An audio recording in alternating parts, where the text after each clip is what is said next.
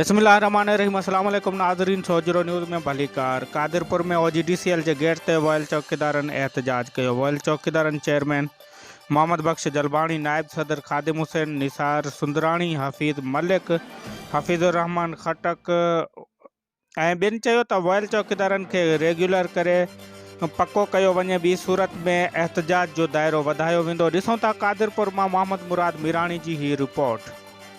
मजदूर इत्तेहाद जिंदाबाद। मजदूरों की मांगे पूरी करो।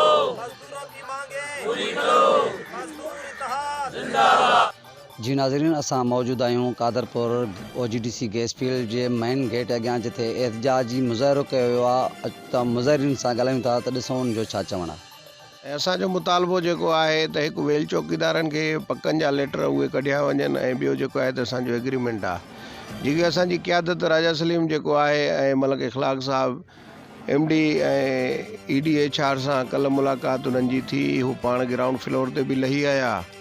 उन्हनि असांखे चयो आहे अॼु जे लाइ त असां जेको आहे वेल चौकीदारनि जा लेटर अॼु कढंदासीं, तव्हां एहतजाज ख़तमु कयो। असांजो इहो मुतालबो आहे त असां एहतजाज ख़तमु न कंदासीं जेसि ताईं लेटर असांखे हथ में न ॾिनो। असांजा 2 पॉइंट एजेंडा ते असांजी एहतजाज हले थी पई। इहा सभिनी खे ख़बर आहे। घणनि ॾींहंनि खां वठी असां हिते वेठा आहियूं, पर उन्हनि जे चवनि था न जीअं उन्हनि जो नथो थिए, असरु नथो पवे। बहरहाल असांजे हिन एहतजाज खे उन्हनि तमामु घणी कमज़ोरी सम्झी आहे। थी सघे थो असां एहतजाज जो दाइरो वधायूं बि। राति खां वठी बि सॼा दोस्त हिते वेठा आहिनि, सॼी राति वेही असां हिते गुज़ारी आहे। हिकु त एग्रीमेंट ऐं ॿियो वेल चौकीदारनि जो गुज़िरियल 20 सालनि खां वेल चौकीदार हिन खे ईअं दरपदर कयो वियो आहे, ऐं हिन वक़्तु ताईं पको न कयो वियो आहे असांखे। असां मीडिया जो शुक्रगुज़ार आहियूं जेको असांजो आवाज़ु ऐवाननि ताईं पुॼाइनि था पिया।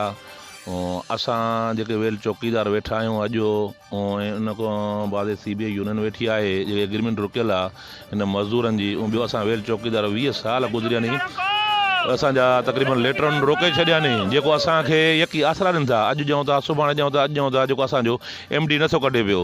हाणे असां इन करे MD साहिब खे चऊं था पिया त असांजा लेटर जारी कया वञनि। जारी न कया वेंदा त असां एहतजाज जो दाइरो वधाईंदासीं। जी नाज़रीन, असां मौजूद आहियूं Qadirpur gas field OGDC gate अॻियां, जितां एहतजाजी मुज़ाहिरो कयो वियो आहे ऐं एहतजाज ते वेठल आहिनि। उन्हनि जो इहो चवणु हुयो त असां जेतिरे ताईं असांखे पको नथो कयो वञे एतिरे ताईं असां हितां कोन उथंदासीं। अॼु असां गेट बंदि कई आहे। जे सुभाणे ताईं अगरि असांखे रेगुलर न कयो वियो त थी सघे थो असां रोड रस्ता जेके बि गैस जा आम रफ्ता आहिनि उहे बि असां बंदि कंदासीं, ऐं असांजो एहतजाजी जेको दाइरो आहे उहो असां वधाईंदासीं, ऐं जेतिरे ताईं असांखे पको नथो कयो वञे। कैमरामैन निसार अहमद मीराणी सां गॾु मोहम्मद मुराद, सोजरो न्यूज़, कादरपुर।